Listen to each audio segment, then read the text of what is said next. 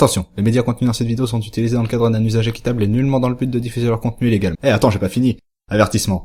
L'anime présenté dans cette vidéo peut contenir les éléments suivants. Si vous êtes moralement engagé, réfractaire à toute abstraction, aberration ou absurdité, voire membre de la brigade des stupes, veuillez quitter cette vidéo. Bon, maintenant que tous les crétins coincés du cul sont partis, merde. Vous savez que dans la mesure où on s'intéresse à un domaine, à partir d'un certain moment, on se trouve obligé de connaître certains classiques sans quoi on se voit traiter d'arriviste. À la base, je détestais cette façon de penser qui était pour moi une fermeture d'esprit qui consiste à surestimer la valeur de prétendus chefs-d'œuvre vénérés arbitrairement par des arriérés qui prônent évidemment l'originalité tout en se déguisant tous pareil en Stormtrooper.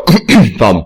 Puis je me suis souvenu que la dernière fois qu'un type m'a parlé de Ghost in the Shell sur ce même ton, je lui ai gentiment demandé de respecter ses aînés. Ce qui nous amène à la morale de ces histoires. J'ai encore mal à la tête. Salut tout le monde, aujourd'hui dans la NH Chronique, une série qui date d'avant l'an 2000, Serial Experiments Lain. Un titre qui aurait bien pu être celui d'un thriller si ce n'eût été la série qui fût expérimentale plus qu'autre chose.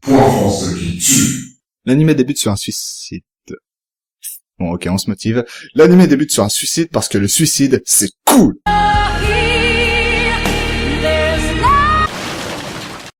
Non, pas tant que ça en fait. Dans la scène suivante, on trouve le personnage principal, Lain, une collégienne très réservée qui sort d'une porte incrustée dans le décor blanc et qui marche dans... Vous savez quoi, je parlerai des dessins plus tard, sinon elle va partir en freestyle cette vidéo. Une fois à l'école, elle apprend que la suicidaire de tout à l'heure est en train d'envoyer des mails à ses anciennes copines, et une hallucination et un trip sous acide plus tard. Elle ouvre sa boîte mail et trouve ce fameux mail venu d'autre monde. Après quelques échanges, son interlocutrice lui fait part de sa seconde vie dans le réseau du Wired, dans lequel elle dit avoir trouvé Dieu. Ah oui, parce que j'avais oublié de préciser, cet animé se classe dans le genre cyberpunk avec une technologie bien avancée représentée par le Wired, un net qui transmet directement les informations dans le cerveau de l'utilisateur à travers des pseudo-ordinateurs appelés des Navi. Vous la sentez venir l'histoire bien tordue, hein? Vous avez encore rien vu. Intrigué par les circonstances, donc Lain demande un nouveau Navi à son père pour pouvoir communiquer avec la défunte. Son père d'ailleurs qui est un vrai papa geek qui travaille sur 8 écrans à la fois. Par contre, je comprends pas la réaction qu'il a envers les motivations de sa fille.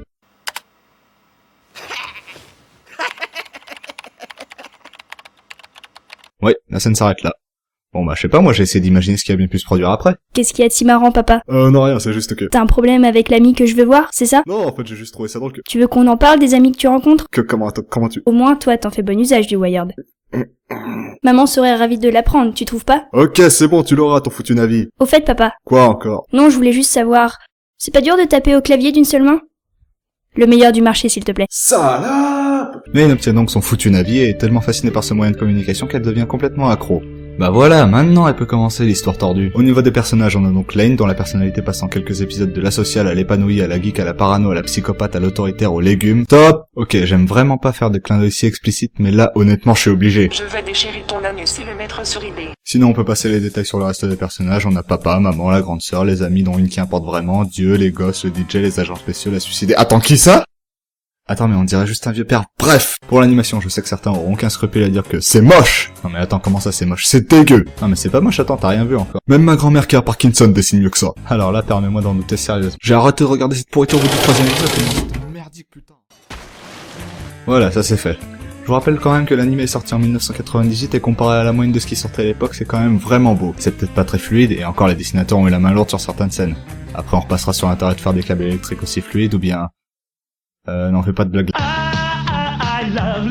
Oui, c'était facile. Mais les dessins de personnages sont soignés avec des contrastes de couleurs et un effet d'éclairage quasi omniprésent, et à aucun moment j'ai eu envie d'arrêter la série à cause du style graphique. Style graphique qui est pourtant, et disons-le, bien chaotique. Je pourrais pas tout vous énoncer, mais la mise en scène dans cet animé est vraiment étrange. Entre la rue aussi brillante qu'une piste de ski avec des ombres au samplon 95, les scènes dans le Wired qui te mettent autant à l'aise qu'un chihuahua dans le 13e arrondissement, et le faux documentaire avec des prises de vue réelles. Voilà, pourquoi faire simple quand on peut faire compliqué. Ok, je suppose que vous l'aurez compris à l'heure qu'il est, mais cet animé c'est le genre d'animé que tu regardes surtout pas sans être averti par que c'est un gros mindfuck. En somme, la plupart du temps, l'animé n'explique pas du tout le rapport de cause à effet entre les événements. Sans aucun lien logique apparent, on a à la suite des gamins qui se font pourchasser, là une super hackeuse qui profite à fond du Wired, une prophétie, un dieu, un complot, un deuxième complot, une explosion nucléaire et les One Direction qui interprètent Metallica.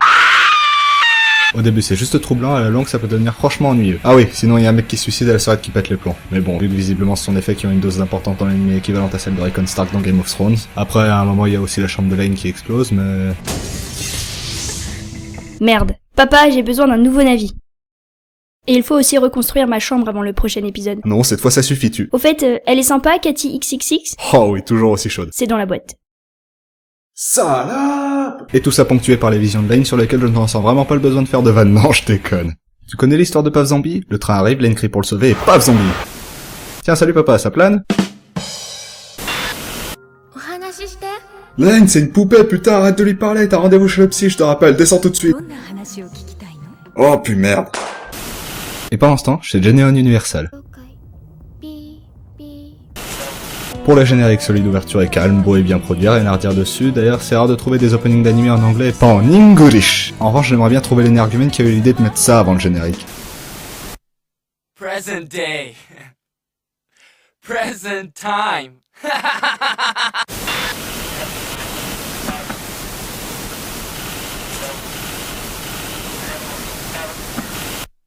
Oui, ils ont foutu cette séquence au début de chaque épisode.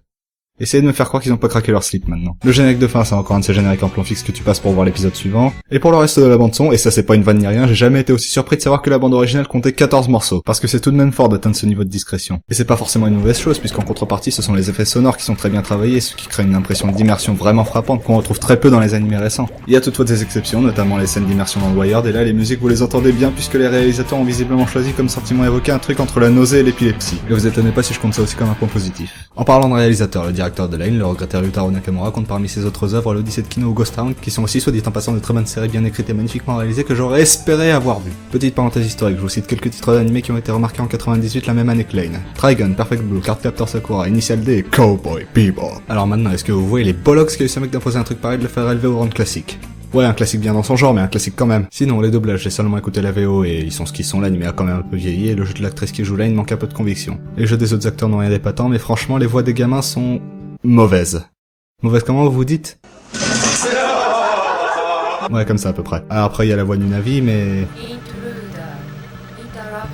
English. En somme, cet animé est vraiment compliqué. Au-delà du choix de narration qui passe à première vue pour un joli foutoir incompréhensible, Line traite de sujets variés allant de l'addiction au support digital sous toutes ses formes à la frontière troublée entre le vrai et le faux, que ce soit une question d'information ou carrément de perception de la réalité altérée par le Wired qui est ici une claire métaphore du réseau internet en expansion à l'époque et de la perte d'identité qu'il engendre. Respire.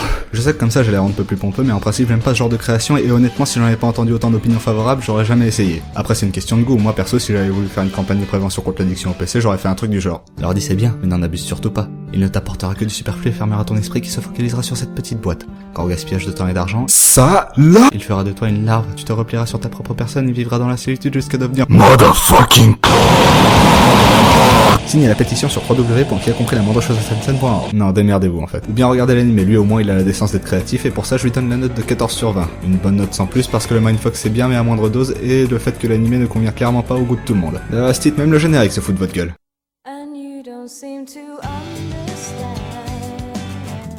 Oh mais c'est pourtant simple, c'est... Ah tiens.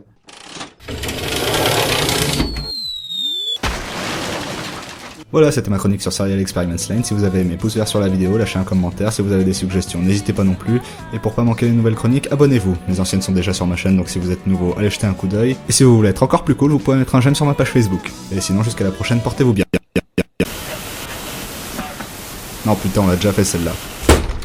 Ah bah voilà.